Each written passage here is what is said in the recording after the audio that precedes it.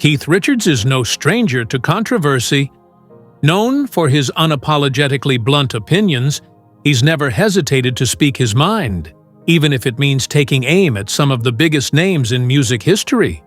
From his infamous jabs at the Beatles and Elton John to his criticism of Led Zeppelin and Oasis, Keith's honesty has often left fans and fellow musicians stunned. As a rock legend whose career spans decades, Richards has seen it all, and his unfiltered thoughts on music, fame, and his peers have made headlines time and time again. In this video, we dive deep into Keith's world, where no musician, no album, and no legacy is safe from his sharp critiques.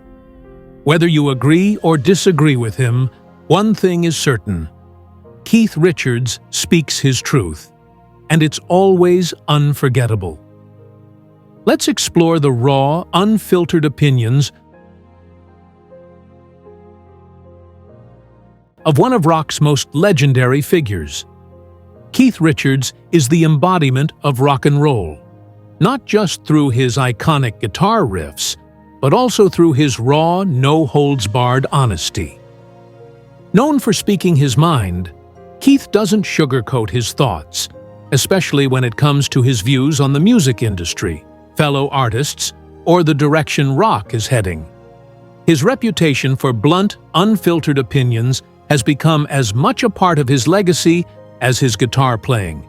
In fact, Keith's fearless critiques are an essential part of what makes him so magnetic. Whether he's commenting on trends, albums, or personalities in the music world, he's never one to shy away from saying what he truly thinks.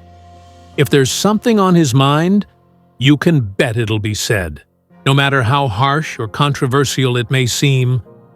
This authenticity isn't just a byproduct of Keith's personality, it's deeply ingrained in his rock and roll ethos. Keith has always believed that true artistry comes from speaking your truth, and that means not filtering your thoughts for anyone, no matter how big the name or how cherished the reputation. It's this no-nonsense attitude that's made Keith a legend, not just as a musician, but as a figure who stands as the voice of rebellion in the face of over-polished, manufactured image-making that sometimes dominates the music scene. In Keith's world, there's no room for pretense. It's all about keeping it real, even when the truth is uncomfortable. A lot of what we know about Keith's unfiltered mindset comes from his autobiography, Life. The book pulls back the curtain on his career, offering a glimpse into his unvarnished thoughts on fame, success, and the people he's crossed paths with over the years. In it, Keith opens up about the highs and lows of his journey, revealing the many battles he's fought both within himself and with the music industry. The pages of Life are filled with reflections that range from humorous to scathing, all revealing his unwavering stance on staying true to himself and his music.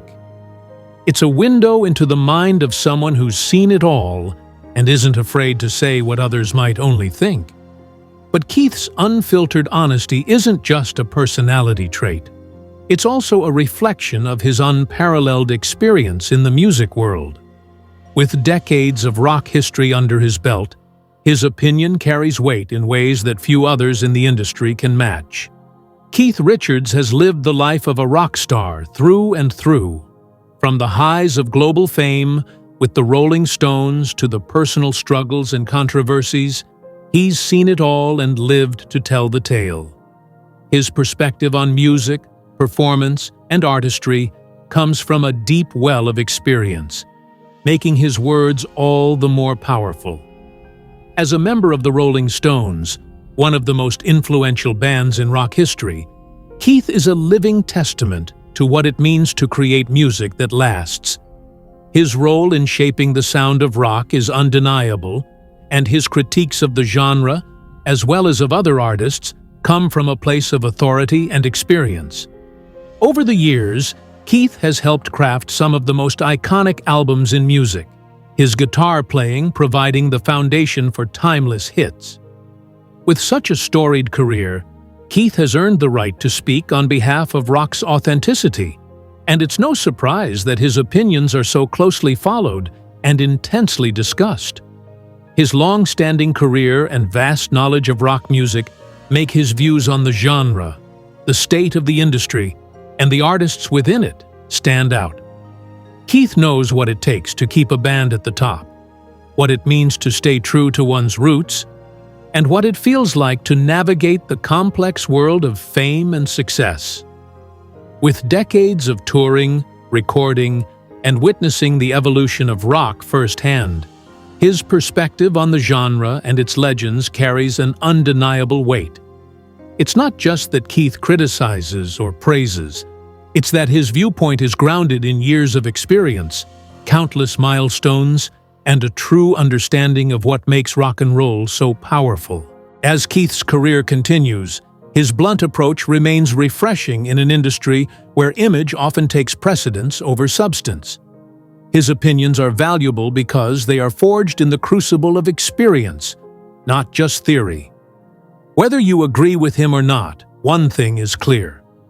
Keith Richards is an artist who has always kept it real, and his opinions on rock music will continue to be a force to reckon with for years to come. When it comes to Sgt. Pepper's Lonely Hearts Club Band, Keith Richards doesn't mince words. In one of his most famous remarks, he called the album a bunch of rubbish. Now, that's a strong opinion, especially considering Sgt. Pepper is often hailed as one of the greatest albums in rock history. But for Keith, it represented something he simply couldn't get behind. He wasn't a fan of the album's overproduction, the layers of studio effects, and the theatrical nature that dominated the sound. For Keith, rock music is about simplicity, raw guitars, driving rhythms, and pure energy. It's about feeling, not frills. When he listened to Sgt. Pepper, he heard a departure from that spirit. Instead of feeling the raw, untamed power of rock, he felt like the Beatles had sacrificed the soul of the music for overly ambitious arrangements and psychedelic experimentation. Keith often talks about rock and roll as being at its best when it's unpolished, straightforward, and full of life. It's about the sound coming from the heart, without the need for flashy studio tricks. When he listened to Sgt. Pepper, he couldn't shake the feeling that the Beatles were trying too hard to be something else. The album, to him, seemed like a mix of everything, but not in a good way. It was as if the band had lost touch with what made them great in the first place, the simplicity and directness that defined rock. Instead, they were getting lost in all the studio wizardry, adding layers upon layers of sound, which just felt like a distraction. This criticism ties into Keith's core belief about rock music. For him, rock was never meant to be something you could only experience in a studio. It was something that was meant to hit you hard, live, and unrefined. The Beatles, particularly in the late 60s, took a very different path. They embraced experimentation, delving into conceptual albums and exploring new sounds with every release. While this may have expanded their artistic horizons, it also alienated some purists like Keith, who preferred the gritty, no-nonsense vibe that rock had when it was stripped down. Keith believed rock was always about capturing that raw energy, not overthinking it with elaborate studio techniques or excessive orchestration. Despite his criticism of Sgt. Pepper, Keith had a much more nuanced relationship with the Beatles themselves, particularly John Lennon. He and Lennon shared a kind of rebellious spirit, a mutual understanding of what it meant to challenge the system and break free from expectations. Keith admired Lennon's authenticity, his raw edge, and his unwillingness to conform to the rules of fame. Lennon was an artist who, like Keith, wasn't afraid to take risks and tell it like it is. For Keith, Lennon's approach to music and fame resonated deeply with his own. They were both outsiders in many ways, using their music to express their truths without concern for the mainstream. This bond, forged through their shared rebelliousness, gave Keith a sense of respect for Lennon's music, even if their sounds diverged over time. However, Keith had a very different view of Paul McCartney. He often saw McCartney as someone who was more focused on the polished, commercial side of things rather than staying true to rock's raw, untamed roots. For Keith, McCartney represented the opposite of everything rock and roll stood for. A man who was more concerned with crafting the perfect image and the perfect song rather than capturing the fire and authenticity of rock. McCartney's approach, especially in the Beatles' later years, was more about creating something that would be remembered, something that was often more about the spectacle and less about the soul of the music. Keith respected McCartney's musical skill, of course, but he couldn't help but see him as someone who leaned too far into the polished pop side of the music industry. The gap between McCartney's refined pop sensibilities and Keith's raw, unfiltered rock was always evident, and it led to some friction in their views on what rock music should be. While Keith's relationship with Lennon was grounded in mutual respect, he found McCartney's obsession with image and perfection somewhat off-putting. For Keith, it was always about the energy, the spirit, and the music itself, those intangible elements that make rock so electric. McCartney's tendency to prioritize image and commercial success over raw musical expression was something Keith couldn't fully embrace. While Lennon pushed the boundaries of rock and roll, McCartney often seemed more focused on making it accessible, commercial, and palatable to a wider audience. And for Keith, that just wasn't the essence of rock. In the end, while the Beatles' path and Keith's approach to rock couldn't have been more different, there was always a respect, albeit a complicated one. Keith might have dismissed Sgt. Pepper as an example of the Beatles losing their way, but his respect for Lennon's authenticity remained, even as he took issue with McCartney's more polished approach. It was a relationship full of admiration, but also friction, reflecting the very essence of rock and roll itself. Keith Richards has never been shy about voicing his opinions, but one of his most pointed critiques was directed at none other than Elton John, especially when it came to John Lennon's memorial. While most people remember the memorial as a heartfelt tribute to the late Beatle, Keith couldn't help but see it through a different lens. For him, the event became more about Elton than it did about honoring John's legacy. Keith didn't hold back in expressing his belief that Elton used the occasion for self-promotion, turning a solemn event into a spectacle. To Keith, it seemed less about the memory of Lennon and more about creating a moment for Elton to shine. In Keith's eyes, Elton John wasn't just a performer. He was a showbiz monster obsessed with the grand gesture. He viewed Elton's constant need for attention and his flair for the dramatic as symptoms of a deeper issue. A performer who cared more about making a show of things than staying true to the essence of what music should be about. Keith wasn't impressed by the theatrics that often accompanied Elton's performances, especially when they were placed above the music itself. The idea of using someone else's death as a platform for personal gain didn't sit well with Keith, and he wasn't afraid to call it out. The larger-than-life personality Elton projected might have made him a star, but for Keith, it was a step too far, especially in a moment that should have been focused on remembrance and respect. Keith's criticism of Elton John isn't just limited to the memorial. It extends to Elton's entire persona, which he often described as more about the spectacle than the music. Elton was known for his extravagant costumes, his outlandish performances, and his almost cartoonish image, elements that, to Keith, were completely unnecessary. Keith has always believed that music should stand on its own merits, without needing flashy gimmicks or a grandiose image to carry it. To him, the music itself should speak for itself. But with Elton, it felt like the music was often overshadowed by the showmanship, and that was something that deeply bothered Keith. Where Elton's world was full of glitter, glam, and high-octane performances, Keith was about the opposite. For him, rock and roll was about rawness, simplicity, and energy. It was about the feeling that the music gave you in its purest form, not the distractions that came with creating a spectacle.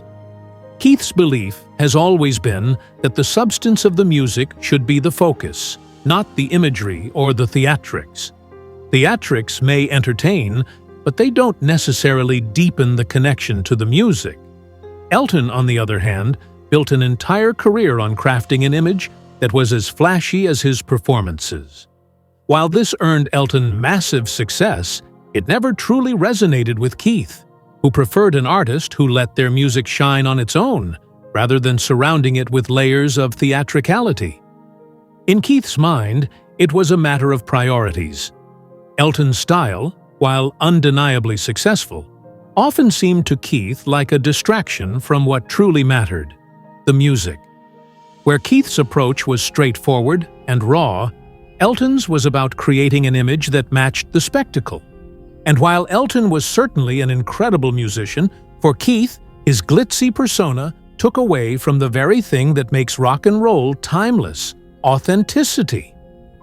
Keith has always maintained that music should be genuine, not over-polished or drenched in flashy embellishments. The real power of a song lies in its simplicity and its soul, not in the theatrics surrounding it. The difference in their philosophies is clear. Elton John's career flourished around his larger-than-life persona, while Keith Richards has built his legacy on something much simpler, staying true to himself and the music. For Keith, the essence of rock isn't about the image. It's about the honesty that comes through in the music itself. It's about playing with passion, without relying on distractions to sell the performance.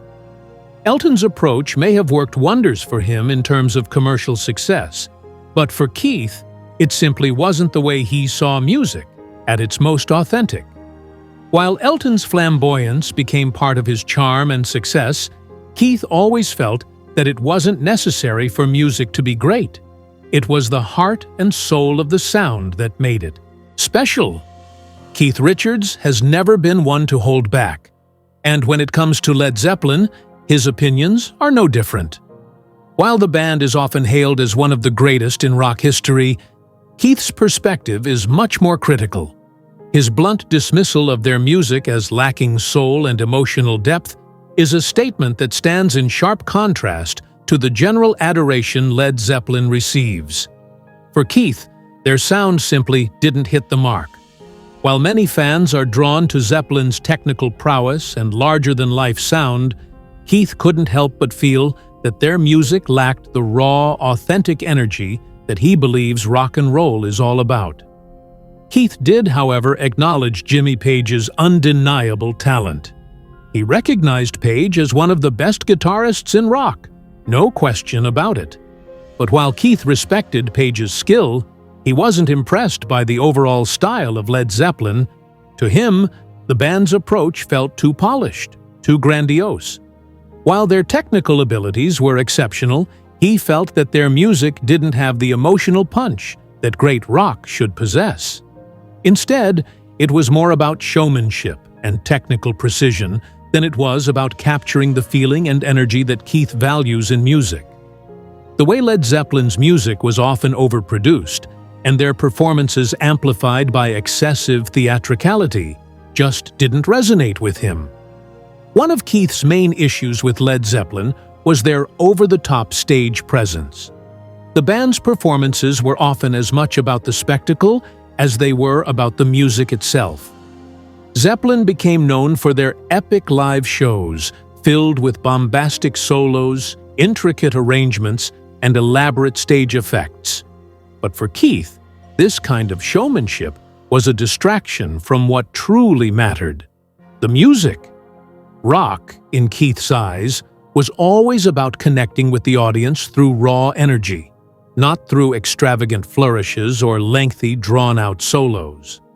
He believed that the true power of rock came from its simplicity and its ability to speak directly to the heart, not from elaborate performances designed to overwhelm the senses. For Keith, rock and roll has always been about simplicity, about getting on stage and playing with fire, no gimmicks needed.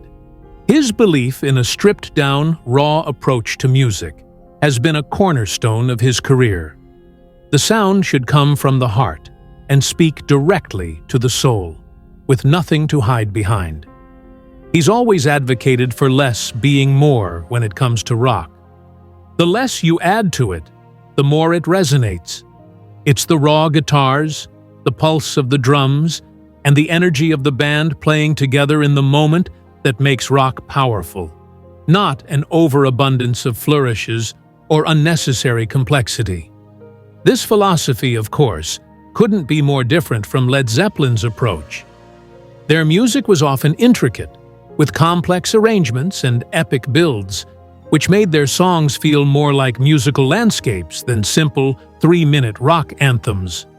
While their performances were undeniably powerful, Keith always felt that they sacrificed the emotional directness of rock for a show.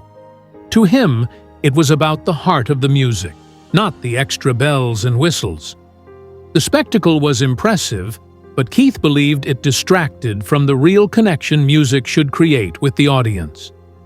Where Led Zeppelin focused on creating massive soundscapes and layered musical structures, Keith's style remained firmly grounded in the roots of rock, straightforward, no frills, and emotionally charged. To him, the essence of rock and roll was about stripping things down to their purest form: guitar, drums, and a voice that can capture the moment. The simpler, the better. For Keith, a rock song should not need to be dissected or overcomplicated.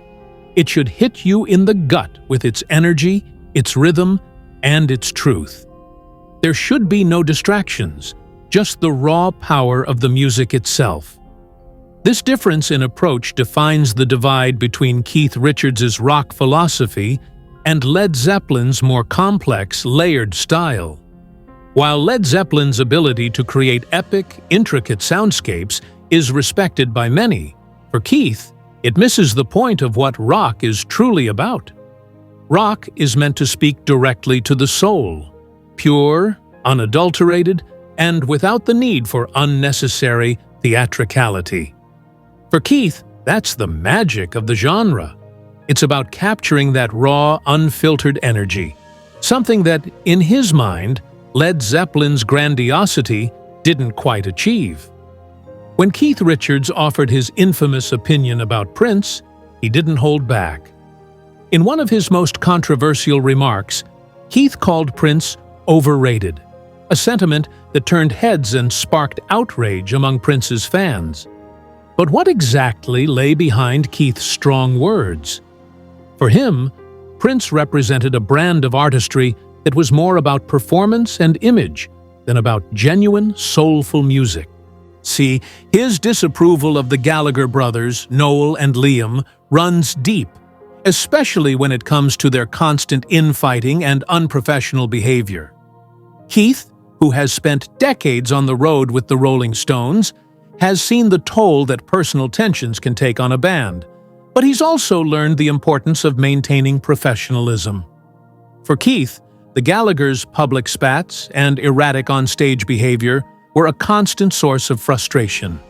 He couldn't understand how two people who shared the same band could be so at odds with each other, particularly when their feuding seemed to take precedence over the music itself. In Keith's eyes, a band is supposed to be about unity and collaboration, not a constant cycle of childish arguments and petty squabbles. The Gallagher brothers were infamous for their very public conflicts, which included everything from arguments backstage to fistfights on stage, and Keith found it both unprofessional and distracting. He believes that when you're on stage, you should be there to deliver a performance that connects with the audience, not to act out personal drama. For him, the music should always come first, and everything else should fall into place around that. Watching Oasis devolve into a spectacle of sibling rivalry was, in Keith's view, a sign of immaturity that held the band back from achieving their full potential. He couldn't reconcile how such talent could be overshadowed by constant personal conflicts, and for Keith, that lack of discipline was a major turnoff. But Keith's critique of Oasis wasn't just about their behavior. He also took issue with their musical approach. While Oasis was undeniably one of the biggest bands of the 90s, Keith believed they were simply copying what had come before them, particularly the Rolling Stones. He felt that Oasis, despite being heavily influenced by the Stones, lacked the originality and soul that made the Stones' music timeless. In Keith's eyes, Oasis was trying to capture the swagger and energy of the Rolling Stones without truly understanding what made their sound unique. They didn't bring anything fresh to the table.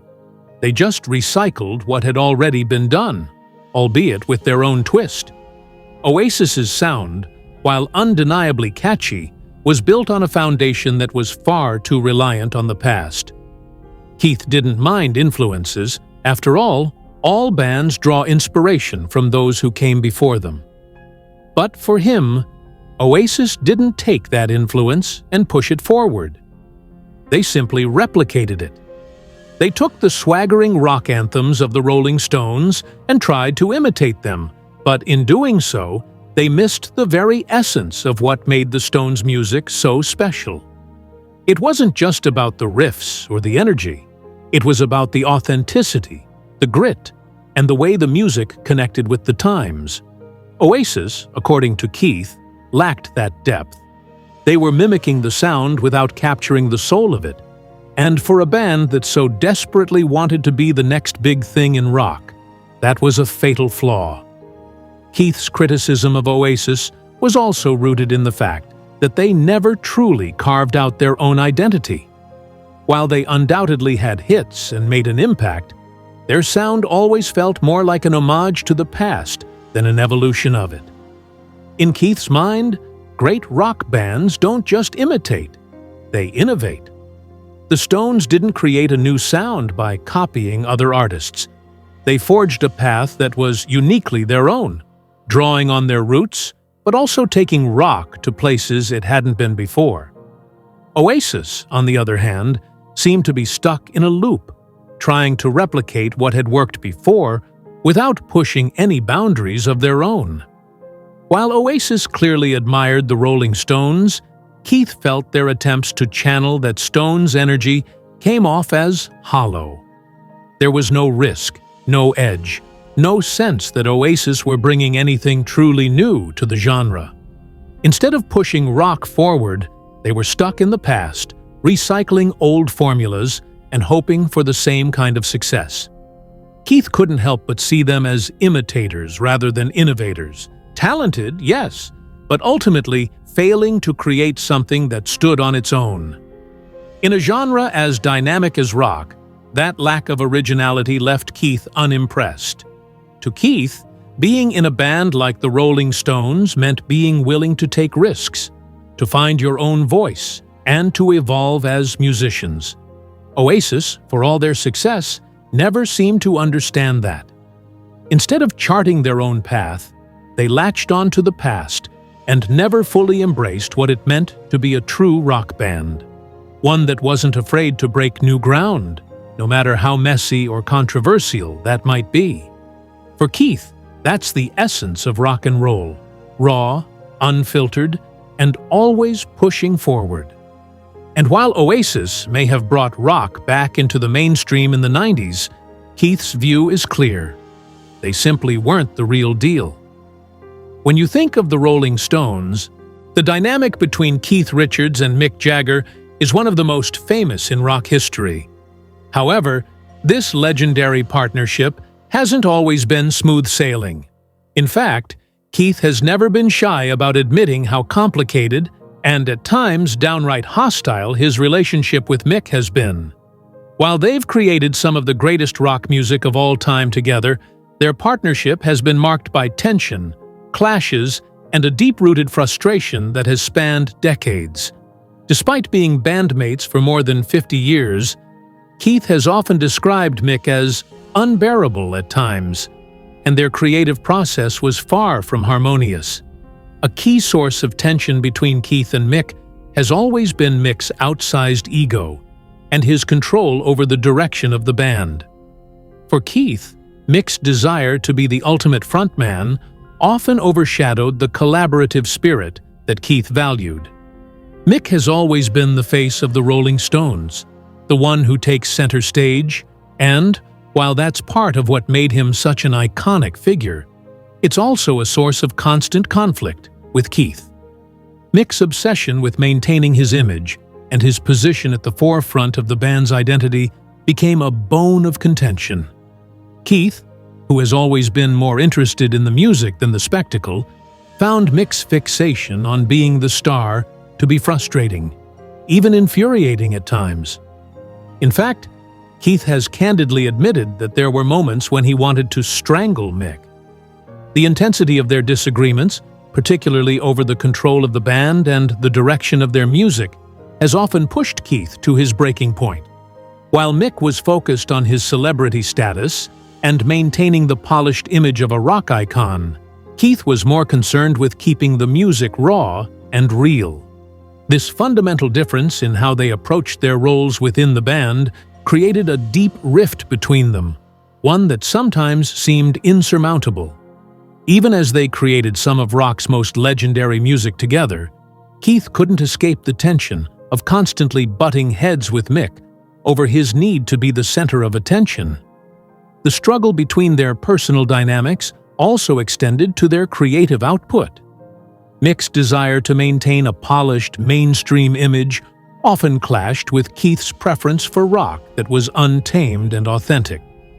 Mick has always been driven by his image and the desire to craft the perfect show, while Keith has remained steadfast in his belief that rock and roll should be gritty, raw, and true to its roots. This tension between image and authenticity is a constant undercurrent in their relationship and one that fueled many of their most heated arguments. For Keith, rock was about the music and the energy, not about constructing an idealized version of oneself for the public. Mick, on the other hand, has always understood the importance of maintaining a larger-than-life persona, something that made him a star, but something that Keith often saw as distracting from what was most important: the music. Mick's obsession with his celebrity image became one of the main sources of friction between the two, as it often took precedence over the genuine, raw nature of the music that Keith was so passionate about. For Keith, rock and roll was about authenticity, about capturing the spirit of rebellion and spontaneity that had defined the genre from the very beginning. Mick's focus on maintaining a polished, commercial image, however, felt at odds with that philosophy. Mick was concerned with the spectacle, the lighting, the choreography, the attention to detail in every performance. Keith, in contrast, was all about capturing the feeling in the moment, playing from the gut, without worrying about the frills. The differing philosophies also affected their music. While Mick was often more inclined toward creating songs that would sell, something that would be easily digestible for a mainstream audience, Keith was driven by the need to keep things raw, unpredictable, and free from the constraints of commercial success. This tension came to a head on numerous occasions, especially when it came to the band's later albums, where Mick and Keith sometimes found themselves at odds over the sound and direction of their music. Keith's constant frustration with Mick's control over the band's image and the polished nature of their albums made it difficult for the two to